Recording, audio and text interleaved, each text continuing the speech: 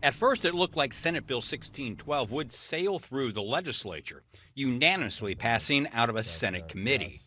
By a vote of 7 ayes, 0 noes, so Good you're luck. not voting. You have given Senate Bill 1612 a due pass recommendation. But as the bill moved through the legislature, it got more polarized until finally it passed the House along a party line vote. Not a single Democrat explained why they voted against the measure, prompting one Republican to ask why. To me, Mr. Speaker, this bill seems like a common sense anti-corruption measure. I certainly do wish our friends on the other side of the aisle would explain their no votes, and I vote aye. The governor's veto letter did not shine any light on why she opposed more transparency. Campaign contributions are listed on the Secretary of State's website. However, had the governor signed the bill into law, any company that applied for a state contract would have been required to disclose anything of value directly or indirectly to the governor.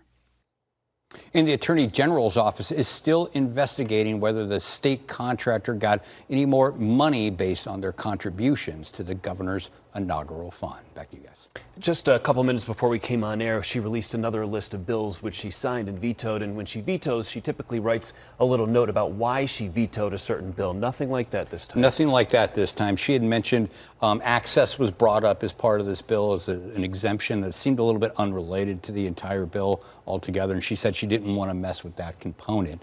I did speak with the governor's office, and they reiterated. They were like, hey, you know, campaign contributions are listed online.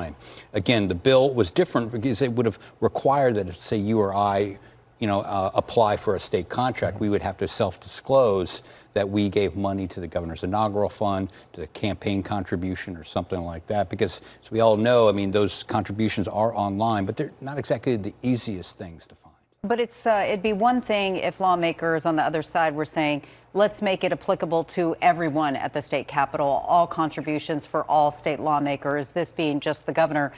But without her giving any reason why, it's not a great look. Not a great look. I mean, the governor, certainly she feels like singled out. I mean, there's a reason they're going after the governor's office. It's not just Governor Hobbs. It's any governor hereafter. Right. You'd have to go be under this law. The governor does help with contracts and and appoint stuff like that. So there, you heard the Republican there saying this is an anti-corruption type measure, but the governor feels like she doesn't have to sign legislation like this, and it'll be up to the public to decide what they think about it.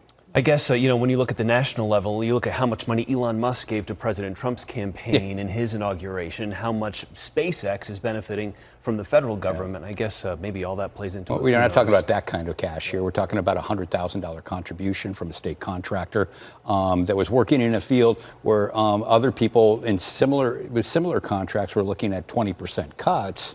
They ended up getting a 20-30% bump.